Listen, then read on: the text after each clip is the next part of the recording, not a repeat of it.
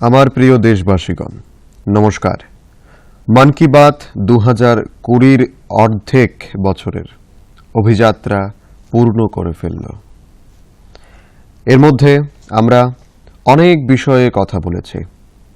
এটাই স্বাভাবিক যে বিশ্বব্যাপী যে মহামারীর প্রাদুর্ভাব রয়েছে, মানব জাতির উপর সংকট ঘনিয়ে এসেছে, সেটা নিয়ে আমরা একটু বেশি কথা বলেছি। কিন্তু আজকাল আমি দেখতে পাচ্ছি যে সাধারণ মানুষের মধ্যে ক্রমাগত একটা বিষয়ে কথা হচ্ছে যে শেষ পর্যন্ত এই বছরটার মেয়াদ কখন ফুরবে। একজন আরেকজনকে ফোনও করে কথা শুরু করেছেন এভাবে যে বছরটা তাড়াতাড়ি বিদায় নিচ্ছে না কেন। কেউ লিখছেন, বন্ধুদের সঙ্গে কথা বলছেন যে এই বছরটা ভালো যাচ্ছে না। কেউ বলছেন 2020 শুভ নয়। বাস, সাধারণ মানুষ চাইছেন কোনো রকমে বছরটা দ্রুত থেকে দ্রুততর গতিতে কেটে যাক।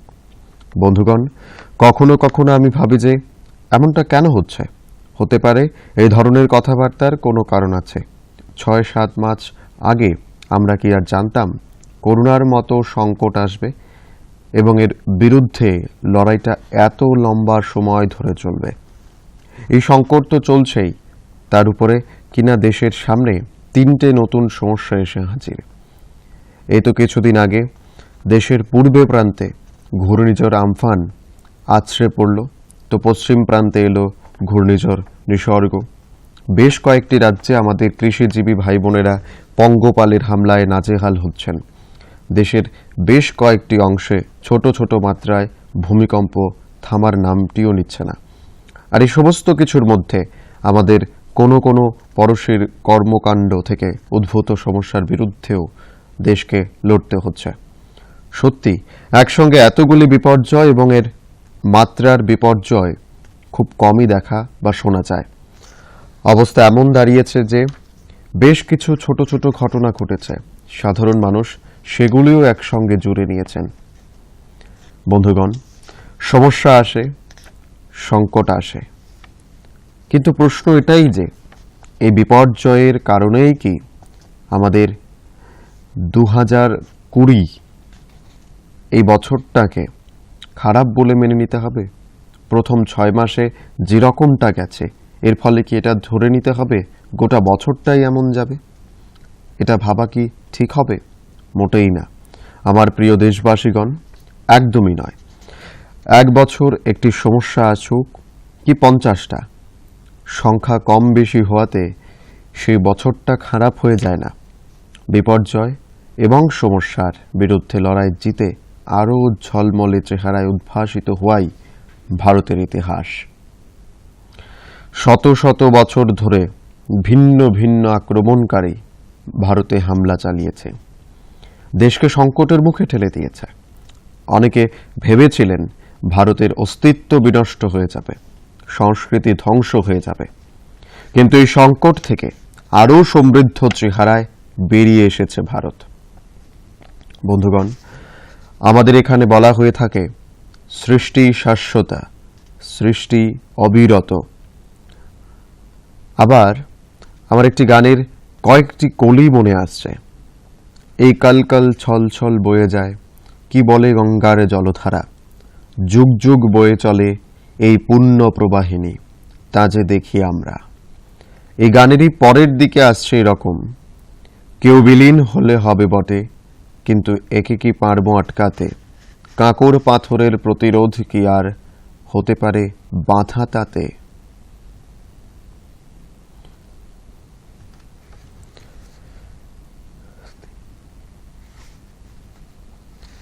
ভারতেও যেখানে একদিকে বড় বড় সংকট এসে হাজির হয়েছে, অন্যদিকে সমস্ত বাধা কাটিয়ে অনেক অনেক নতুন সৃষ্টিও মাথা তুলে দাঁড়িয়েছে।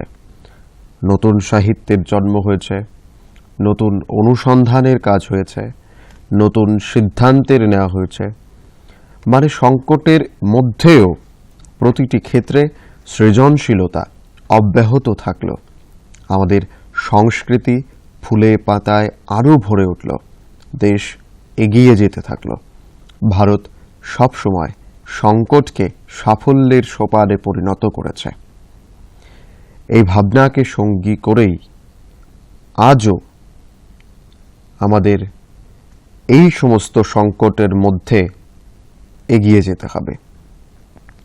আপনিও এই ভাবনাতেই এগিয়ে যাবেন। 130 কোটি দেশবাসী এগিয়ে যাবেন। তখন এই বছরটাই দেশের জন্য নতুন নজির স্থাপনের বছর হিসেবে প্রতিষ্ঠিত হবে। এই বছর দেশ নতুন লক্ষ্য অর্জন করবে, নতুন দিশায় ডানা মেলবে, নতুন নতুন উচ্চতায় পৌঁছে যাবে। এ নিয়ে আমরা পুরো ভরসা রয়েছে 130 কোটি দেশবাসীর শক্তির উপর, আপনাদের সবার উপর, এই দেশের ঐতিহ্যের উপরও বটে। আমার প্রিয় দেশবাসীগণ, সংকট সে যত বড়ই হোক, ভারতের সংস্কৃতি, নিঃস্বার্থ সেবার ভাবনায় অনুপ্রাণিত করে থাকে। ভারত যেভাবে কঠিন সময়ে পৃথিবীর দিকে সাহায্যের হাত বাড়িয়ে দিয়েছে, এতে আজ শান্তি ও বিকাশের প্রক্রিয়াতে এদেশের ভূমিকা আরও মজবুত হয়েছে। পৃথিবী এই সময়ে ভারতের বিশ্বব্যাপী বন্ধুত্বের আদর্শকেও উপলব্ধি করেছে, আর এই একই সঙ্গে নিজেদের সার্বভৌমত্ব এবং সীমান্ত রক্ষায় ভারতের সক্ষমতার পাশাপাশি দায়বদ্ধতাও প্রত্যক্ষ করেছে গোটা পৃথিবী। লাদাখে ভারতের ভূখণ্ডে যারা নজর দেওয়ার চেষ্টা করেছে, তারা মোক্ষম জবাব পেয়েছে। ভারত বন্ধুত্ব রক্ষা করতে জানে, একই সঙ্গে চোখে চোখ রাখা ও উচিত জবাব দেওয়ার কাজটাও ভালোই করতে পারে। আমাদের বীর সৈনিকরা দেখিয়ে দিয়েছেন যে তারা কখনোই ভারত মায়ের গৌরবের জায়গায় বিন্দুমাত্র আঁচড়টিও লাগতে দেবেন না।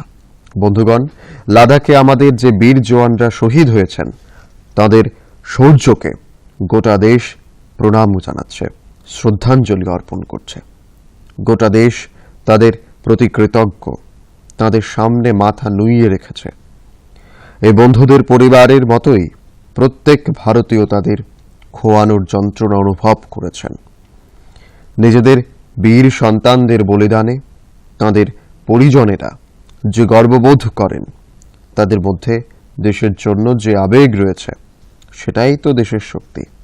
আপনারা হয়তো রেখেছেন, যাদের সন্তানেরা শহীদ হয়েছেন, সেই মা বাবারা নিজেদের অন্য ছেলেদেরও ঘরের মধ্যে উত্তরসূরিদেরও সেনাবাহিনীতে পাঠানোর ব্যাপারে কথা বলছেন।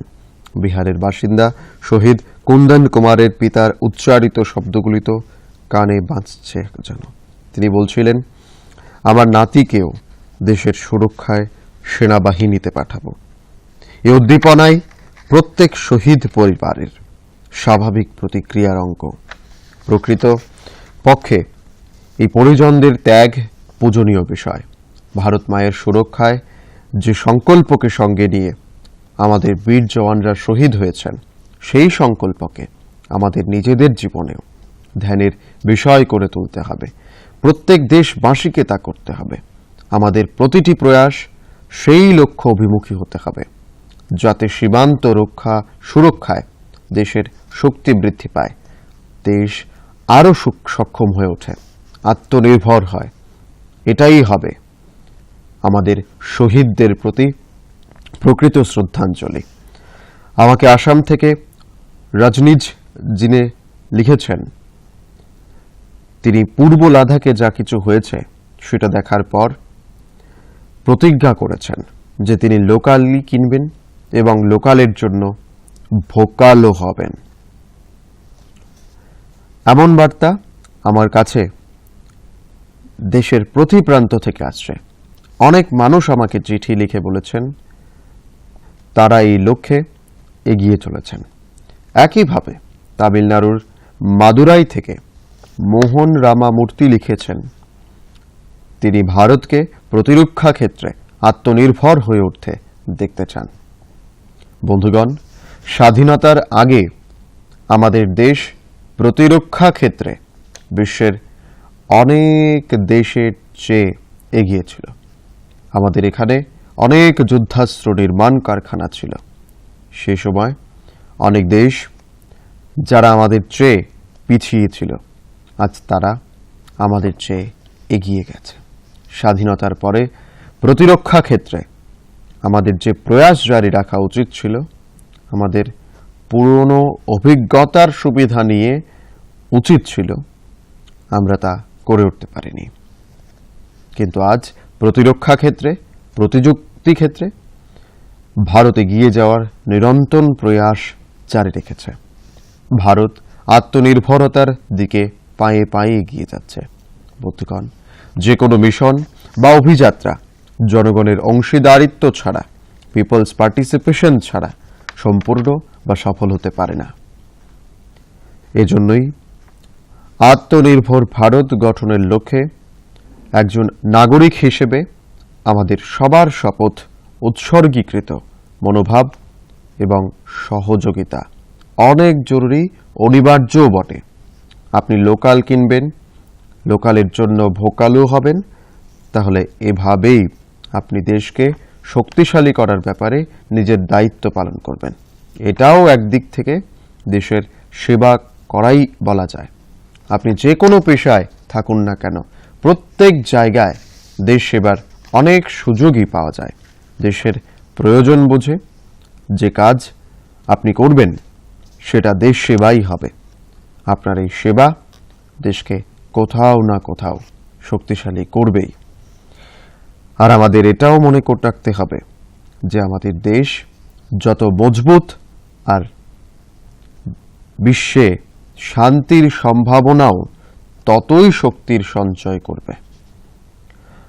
আমাদের এখানে বলা হয়ে থাকে যে বিদ্যা বিদাবায় ধনং মদায়, বিদ্যা বিবাদায় ধনং মদায়, শক্তি পরেশাং পিরিপ্রাণায়, খলস্য সাধু বিপরীতম এতৎ জ্ঞানায় দানায় চ রক্ষণায়।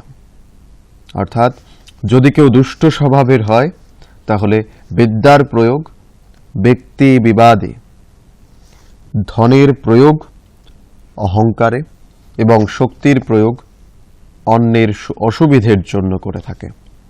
কিন্তু ভালো মানুষ বিদ্যা জ্ঞানের জন্য, ধন সাহায্যের জন্য এবং শক্তি সুরক্ষার জন্য প্রয়োগ করা হয়ে থাকে।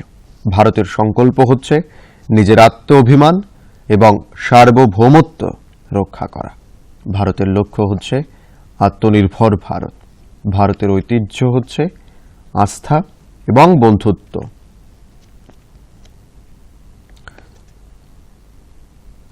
বন্ধুত্বই ভারতের আদর্শ। এই আদর্শ সঙ্গী করেই আমরা এগিয়ে যেতে থাকব। আমার প্রিয় দেশবাসীগণ, করোনা সংকটের এই সময়ে দেশ লকডাউন থেকে বেরিয়ে এসেছে। আমরা এমন আনলকের পর্যায়ে দেখেছি এই সময়ে দুটি বিষয়ে বেশি করে আলোকপাত করতে হবে: করোনাকে হারানো এবং দেশের অর্থব্যবস্থাকে মজবুত করা, একে শক্তি যোগানো। বন্ধুগণ, আমাদের লকডাউন থেকে আনলকের পর্যায়ে বেশি সতর্কতা অবলম্বন করতে হবে। আপনারা সতর্কতাই আপনাকে করোনা থেকে বাঁচাবে। এই কথাটা সবসময় মনে রাখবেন। যদি আপনি মাস্ক না পরেন, 2 গজের দূরত্ব বজায় রাখার নিয়ম অনুসরণ না করেন, অথবা অন্য সতর্কতাগুলি পালন না করেন, তাহলে আপনি নিজের পাশাপাশি অন্যদের, বিশেষ করে আপনার ঘরে থাকা শিশু ও বৃদ্ধদের জীবনকেও ঝুঁকির দিকে ঠেলে দিচ্ছেন। এজন্য সমস্ত দেশবাসীর প্রতি আমার আবেদন, এবং এই আবেদন আমি বারবার জানাবো যে আপনারা বেপরোয়ানা থেকে দূরে থাকুন, নিজেরা সুরক্ষিত থাকুন এবং অন্যদেরও সুরক্ষিত রাখুন। বন্ধুগণ, আনলকের এই সময়ে এমন অনেক ক্ষেত্রে আনলক হচ্ছে যেখানে দেশ বহু দশক ধরে বন্ধনে আটকে ছিল। বহু বছর ধরে আমাদের খনি ক্ষেত্র লকডাউনে ছিল। বাণিজ্যিক নিলামে মঞ্জুরির এক সিদ্ধান্ত পরিস্থিতিকে পুরোপুরি বদলে দিয়েছে। মাত্র কিছুদিন আগে মহাকাশ ক্ষেত্রে ঐতিহাসিক সংস্কার আনা হয়েছে। এই সংস্কারের কারণে বহু বছর ধরে লকডাউনে আটকে থেকে এই ক্ষেত্রে মুক্তি এসেছে। এতে আত্মনির্ভর ভারত গঠনের প্রক্রিয়াতে শুধু যে গতি আসবে তাই নয়, বরং প্রযুক্তি ক্ষেত্রেও দেশ এগিয়ে যাবে। আমাদের কৃষিক্ষেত্রকে দেখুন, এই ক্ষেত্রেও অনেক বিষয়ে বহু দশক ধরে লকডাউনে আটকে ছিল, এই ক্ষেত্রেও এবার আনলক করা হয়েছে। এতে একদিকে যেমন কৃষকরা নিজেদের ফসল যেখানে খুশি যাকে খুশি বিক্রি করার স্বাধীনতা পেলেন, অন্যদিকে তারা বেশি পরিমাণে ঋণ যাতে পান সেদিকটাও নিশ্চিত হলো। এমন অনেক ক্ষেত্র আছে যেখানে আমাদের দেশ এই সমস্ত সংকটের সময়ে ঐতিহাসিক সিদ্ধান্ত নিয়ে উন্নতির নতুন রাস্তা খুলে দিচ্ছে। আমার প্রিয় দেশবাসীগণ, প্রত্যেক মাসে আমরা এমন এমন বড় খবর থাকি যা আমাদের আবেগ তাড়িত করে দেয়, যেগুলি আমাদের এমন বিষয় মনে করিয়ে দেয় যে কেমন করে প্রত্যেক ভারতীয় একে অপরের দিকে সাহায্যের হাত বাড়িয়ে দিচ্ছেন। তারা নিজেরা যাই করতে পারেন সেটা করার ব্যাপারে নিবিষ্ট আছেন। অরুণাচল প্রদেশের এমনই এক অনুপ্রেরণা জোগানোর মতো আখ্যান আমি মিডিয়াতে পড়ার সুযোগ পেয়েছি। সেখানে সিয়াং জেলার মিরেম গ্রামে এক অনন্য সাধারণ কাজ করে দেখিয়েছে, যা গোটা ভারতবর্ষের সামনে উদাহরণ হয়ে উঠেছে। এই গ্রামের অনেক লোকই বাইরে চাকরি করেন। গ্রামের লোকেরা দেখলেন করোনা মহামারীর সময় তারা সবাই নিজেদের গ্রামে ফিরে আসছেন। এমনিতে গ্রামের মানুষ আগে থেকেই গ্রামের বাইরে কোয়ারেন্টাইনের ব্যবস্থা করার সিদ্ধান্ত নিয়েছিলেন।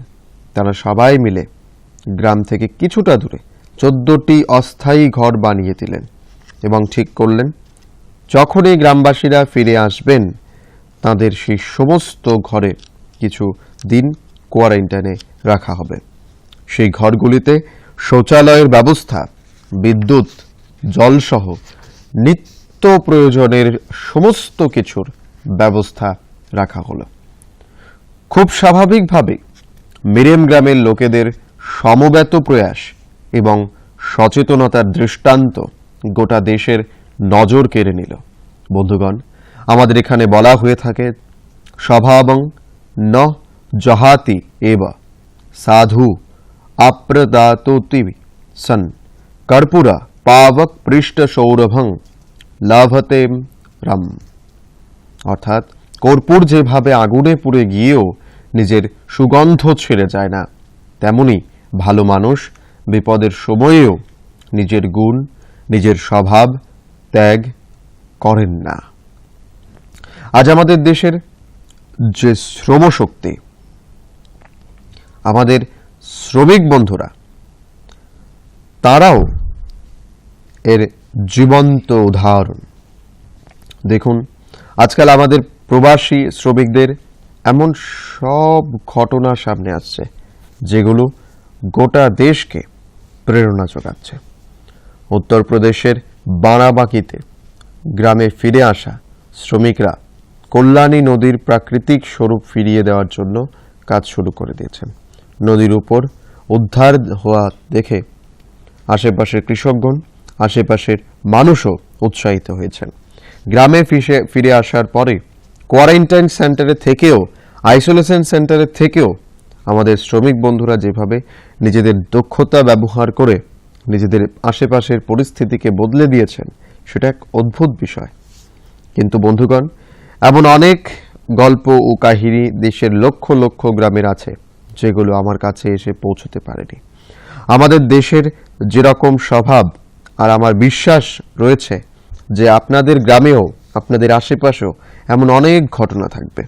যদি এ ধরনের কিছু আপনাদের গোচরে আসে, তাহলে এই ধরনের ঘটনার কথা আমাকে অবশ্যই জানান।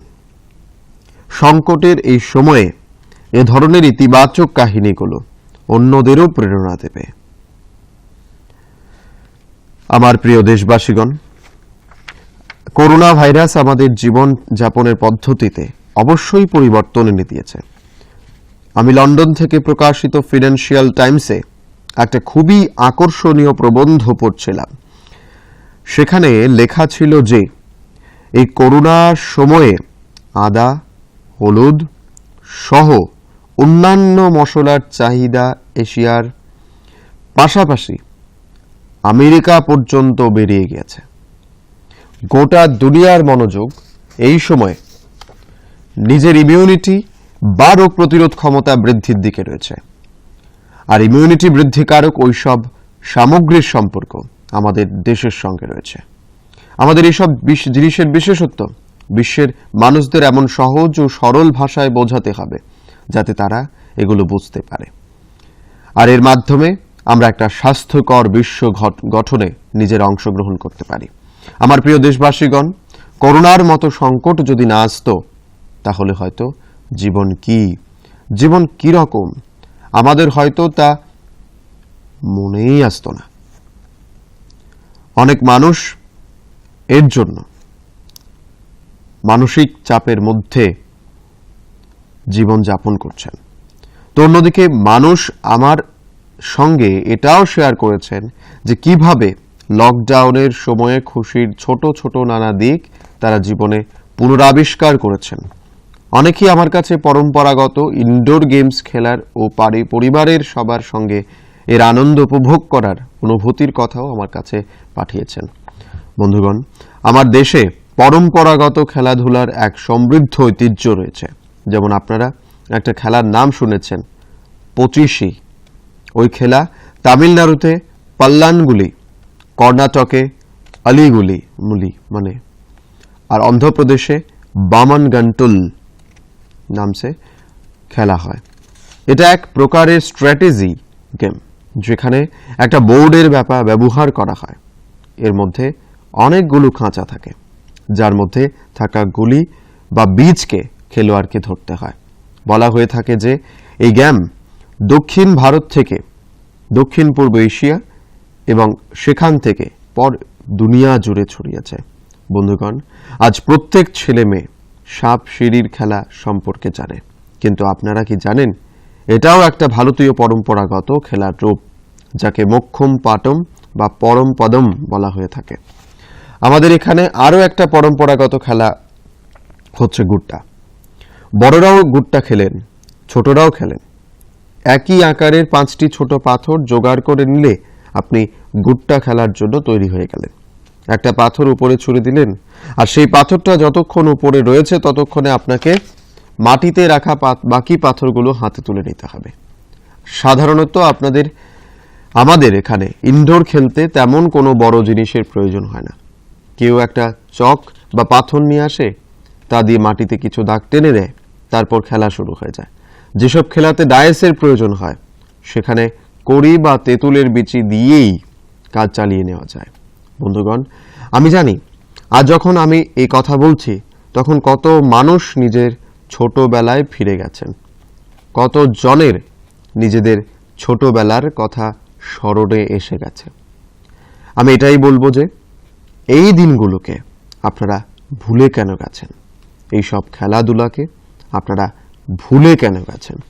বাড়ির দাদু ঠাকুমা, দাদামশাই, দিদিমা, ঘরের বয়স্কদের প্রতি অনুরোধ হচ্ছে নতুন প্রজন্মের মধ্যে এই সব খেলাকে আপনারা ট্রান্সফার করে না দেন তাহলে কে করবে?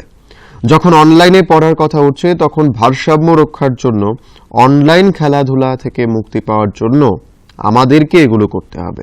আমাদের যুব সমাজের জন্য, আমাদের স্টার্টআপের জন্য এটা একটা নতুন সুযোগ ও শক্তিশালী সুযোগ। আমরা ভারতের পরম্পরাগত ইনডোর গেমগুলোকে নতুন আর আকর্ষণীয় রূপে নিয়ে আসতে পারি। এইসব খেলাধুলোর সঙ্গে যুক্ত জিনিসপত্র জোগাড় করা ব্যক্তি, সরবরাহ করা ব্যক্তি, স্টার্টআপ অনেক বেশি জনপ্রিয় হয়ে যাবে। আর আমাদেরকে এটাও মনে রাখতে হবে যে আমাদের ভারতীয় খেলাও তো লোকাল, আর আমরা লোকালের জন্য ভোকাল হওয়ার পণ আগেই করে নিয়েছি। আর আমার ছোট ছোট বন্ধুদের, প্রতিটি ঘরের ছেলে মেয়েদের, আমার ছোট্ট সাথীদেরও আজ আমি একটা বিশেষ অনুরোধ করছি। বাচ্চারা, তোমরা আমার অনুরোধ মানবে তো? দেখো, আমার অনুরোধ হচ্ছে আমি যে সব কথা বলছি তোমরা সেগুলো করো। একটা কাজ করো, যখনই কিছু সময় পাবে তখন মা বাবাকে জিজ্ঞেস করে মোবাইল নিয়ে দাদু ঠাকুমা দাদামশাই, দিদিমা বা ঘরে যিনি বয়স্ক আছেন তার সাক্ষাৎকার রেকর্ড করো, মোবাইল ফোনে রেকর্ড করো, টিভিতেও তো তোমরা দেখছো কিভাবে সাংবাদিকরা ইন্টারভিউ করেন, ঠিক সেভাবেই ইন্টারভিউ করো। তোমরা প্রশ্ন কি করবে, আমি তোমাদের পরামর্শ দিচ্ছি। তোমরা জিজ্ঞাসা করো যে তারা ছোটবেলায় কিভাবে জীবন যাপন করতেন, তারা কি ধরনের খেলাধুলো খেলতেন, নাটক দেখতে যেতেন কিনা, সিনেমা দেখতে যেতেন কিনা, কখনো ছুটিতে মামার বাড়ি যেতেন কিনা, কখনো কৃষি জমিতে যেতেন কিনা, উৎসব পার্বণ কিভাবে উদযাপন করতেন, এরকম নানা ধরনের বিষয় তোমরা তাদেরকে জিজ্ঞেস করতে পারো। তাদের কাছেও 40-50 বছর বা 60 বছর পুরনো নিজের জীবনে ফিরে যাওয়া অনেক আনন্দ এনে দেবে। আর তোমাদের কাছে আজ থেকে 40-50 বছর আগের ভারতবর্ষ কেমন ছিল, তোমরা যেখানে থাকো সেই এলাকা কেমন ছিল, সেখানকার পরিবেশ কেমন ছিল, মানুষের আচার ব্যবহার কেমন ছিল, সমস্ত কিছু অনেক বেশি সহজেই তোমরা জেনে যেতে পারবে, শিখে যেতে পারবে। আর তোমরা দেখো, এতে তোমাদের অনেক অনেক আনন্দ হবে। আর পরিবারের জন্য এক অনেক অমূল্য সম্পদ, একটা খুব ভালো ভিডিও অ্যালবামও হয়ে যাবে। বন্ধুগণ, এটা সত্য যে আত্মকথা বা জীবনী, অটোবায়োগ্রাফি বা বায়োগ্রাফি ইতিহাসের সত্যের কাছে যাওয়ার জন্য এক বিশেষ প্রয়োজনীয় মাধ্যম। আপনারাও আপনাদের বয়স্ক প্রবীণদের সঙ্গে কথা বললে তাদের সময়ের বিষয়গুলোকে, তাদের ছোটবেলা, তাদের যুব বয়সের ঘটনা আরও অনেক বেশি সহজে উপলব্ধি করতে পারবেন। এটা একটা অসাধারণ সুযোগ যে বয়স্করাও নিজেদের ছোটবেলার সম্পর্কে, সেই সময়কালের সম্পর্কে নিজেদের ঘরের ছেলে মেয়েদের বলুন। বন্ধুগণ, দেশের একটা বড় অংশে এখন মৌসুমী বায়ু এসে গেছে। ২০ বছর বৃষ্টিকে নিয়ে আবহাওয়া বিজ্ঞানীরাও অনেক বেশি উৎসাহ, অনেক প্রত্যাশার কথা বলছেন। বৃষ্টি ভালো হলে আমাদের কৃষকদের ফসল ভালো হবে, পরিবেশও সবুজ প্রাণবন্ত হবে। বৃষ্টির সময়ে প্রকৃতিও যেন পূর্ণ যৌবন লাভ করে। মানুষ প্রাকৃতিক সম্পদের যতটুকু শোষণ করে, প্রকৃতি বৃষ্টির সময় সেগুলোকে পুনরায় জমা করে, পুনরায় পরিপূর্ণ করে। কিন্তু এই পুনরায় জমা করা তখনই হওয়া সম্ভব যদি আমরাও তাতে আমাদের পৃথিবী মাকে সহায়তা করি, নিজেদের দায়িত্ব পালন করি। আমাদের দ্বারা হওয়া সামান্য প্রয়াসও প্রাকৃতিক পরিবেশকে অনেক সহায়তা করে থাকে। আমার অনেক দেশবাসী তো এক্ষেত্রে অনেক বড় বড় কাজ করছেন। কর্ণাটকের মন্ডাবলিতে 80 থেকে 85 বছর বয়সের একজন প্রবীণ ব্যক্তি কামগৌড়া, একজন সাধারণ কৃষক এই কামগৌড়াজি, কিন্তু তার ব্যক্তিত্ব অনেক অসাধারণ। তিনি এমন এক কাজ করেছেন যাতে যে কোনো কেউ আশ্চর্য হয়ে যাবে। 80-85 বছরের এই কামগৌড়াজি পশুচারণ, কিন্তু সঙ্গে সঙ্গে তিনি নিজের এলাকায় নতুন জলাশয় তৈরি করাও দায়িত্ব নিয়েছেন। তিনি তার এলাকায় জলের সমস্যা দূর করতে চান, সেজন্য জল সংরক্ষণের কাজে, ছোট ছোট জলাশয় তৈরির কাজে যুক্ত হয়েছেন। আপনারা শুনে আশ্চর্য হবেন যে 80-85 বছরের কামেগৌড়জি এখন পর্যন্ত 16টি জলাশয় খনন করে ফেলেছেন নিজের পরিশ্রমে, নিজের মেহনতে। এটা হতে পারে যে তিনি যে সব জলাশয় তৈরি করেছেন সেগুলো খুব বড় নয়, কিন্তু তার প্রয়াস অনেক বড়। আজ এই জলাশয়গুলো থেকে গোটা এলাকা নতুন জীবন ফিরে পেয়েছে। বন্ধুগণ, গুজরাটের বড়োদরার একটা উদাহরণও অনেক প্রেরণাদায়ক, যেখানে জেলা প্রশাসন ও স্থানীয় মানুষ একসঙ্গে মিলে এক আকর্ষণীয় অভিযান চালিয়েছেন। এই অভিযানের ফলেই আজ বরোদাতে 1000 স্কুলে রেইন ওয়াটার হারভেস্টিং হচ্ছে। একটা অনুমান হচ্ছে যে ফলে প্রতি বছর প্রায় 10 কোটি লিটার জল শুধু শুধু ভেসে চলে যাওয়া থেকে রক্ষা করা গেছে। বন্ধুগণ, এই বর্ষায় প্রকৃতির রক্ষার জন্য, পরিবেশের রক্ষার জন্য আমাদেরকেও এরকম কিছু চিন্তা করার, কিছু করার উদ্যোগ নিতে হবে। যেমন কিছু জায়গায় গণেশ চতুর্থীর জন্য প্রস্তুতি শুরু হতে যাচ্ছে। আমরা কি প্রয়াস করতে পারি যে এবার যেন ইকো ফ্রেন্ডলি গণেশজির প্রতিমা তৈরি করব, আর সেই প্রতিমার পুজো করব। যেসব প্রতিমা নদী বা জলাশয়ে বিসর্জন করার পরে জলের জন্য, জলে থাকা জীবনের জন্য সংকট তৈরি করবে না। আমরা কি সেই সব প্রতিমার পূজা করা থেকে দূরে থাকতে পারি না? আমার বিশ্বাস যে আমরা অবশ্যই এটা করব। আর এইসব কথাবার্তার মধ্যে আমাদেরকে এটার দিকেও মনোযোগ দিতে হবে যে এই বর্ষার সময় অনেক ধরনের অসুখও আসে। এই করোনার সময় আমাদেরকে সেগুলো থেকে দূরে থাকতে হবে। আয়ুর্বেদিক ওষুধপত্র, পাচন, গরম জল এগুলো ব্যবহার করতে থাকুন, সুস্থ থাকুন। আমার প্রিয় দেশবাসীগণ, আজ 28 জুন ভারত একজন প্রাক্তন প্রধানমন্ত্রীকে শ্রদ্ধাঞ্জলি দিচ্ছে। তিনি এক সংকটপূর্ণ সময়ে দেশের নেতৃত্ব দিয়েছেন। আমাদের এই প্রাক্তন প্রধানমন্ত্রী পিভি নরসিংহ রাওজির আজ জন্ম শতাব্দী বর্ষের সূচনার দিন। আমরা যখন পিভি নরসিংহ রাওজিকে সম্পর্কে আলোচনা করি তখন স্বাভাবিকভাবেই একজন রাজনেতা হিসেবে তার ছবি আমাদের সামনে উঠে আসে। কিন্তু এটাও সত্যি যে তিনি অনেক ভাষা জানতেন, ভারতীয় ও বিদেশি অনেক ভাষা বলতে পারতেন। তিনি একদিকে যেমন ভারতীয় মূল্যবোধ জানিত ছিলেন, তেমনি অন্যদিকে তার পাশ্চাত্য সাহিত্য ও বিজ্ঞানের জ্ঞানও ছিল। তিনি ভারতের অভিজ্ঞ নেতাদের মধ্যে একজন ছিলেন, কিন্তু তার জীবনের অন্য একটা দিকও আছে, আর সেটা উল্লেখযোগ্য, আমাদের সেটা জানা উচিত। বন্ধুগণ, নরসিংহ রাওজি নিজের কিশোর বয়সেই স্বাধীনতা আন্দোলনের সঙ্গে যুক্ত হয়ে গিয়েছিলেন। হায়দ্রাবাদের নিজাম যখন বন্দে মাতরম গানকে অনুমতি দিতে চাননি, তখন তার বিরুদ্ধে আন্দোলনে তিনিও সক্রিয়ভাবে থেকে নরসিংহ রাওজি অন্যায়ের বিরুদ্ধে আওয়াজ তোলার জন্য সামনে গিয়ে আসতেন। নিজের আওয়াজ শক্তিশালী করার জন্য কোনো ধরনের প্রক্রিয়া বাদ দিতেন না। নরসিংহ রাওজি ইতিহাসকেও অনেক ভালোভাবে বুঝতেন।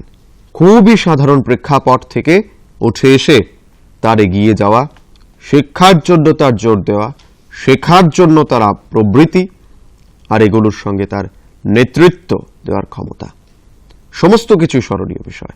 আমার আহ্বান হচ্ছে, নরসিংহ রাওজির জন্ম শতাব্দী বর্ষে আপনারা সবাই তার জীবন ও চিন্তাধারা সম্পর্কে যত বেশি সম্ভব জানার প্রচেষ্টা করুন। আমি আরও একবার তাকে আমার শ্রদ্ধাঞ্জলি অর্পণ করছি। আমার প্রিয় দেশবাসী, এবার মন কি বাতে অনেকগুলো বিষয় নিয়ে কথা হয়েছে। পরের বার যখন আমাদের দেখা হবে তখন আরও কিছু নতুন বিষয় নিয়ে কথা হবে। আপনারা আমাদের উদ্ভাবনী ধারণা অবশ্যই আমাকে পাঠাতে থাকুন। আমরা সবাই মিলে এগিয়ে যাব, আর আগামী দিনগুলো আরও অনেক বেশি ইতিবাচক হবে। আমি আজ বলেছি, আমরা এই বছরেই অর্থাৎ 2020 সালেই আরো অনেক ভালো করব, এগিয়ে যাব, আর দেশও নতুন উচ্চতাকে স্পর্শ করবে। আমার বিশ্বাস যে 2020 সাল ভারতকে এই দশকে এক নতুন দিশা দেখিয়ে দেওয়ার বর্ষ হিসেবে প্রমাণিত হবে। এই বিশ্বাস নিয়ে আপনারা এগিয়ে যান, সুস্থ থাকুন, ইতিবাচক থাকুন।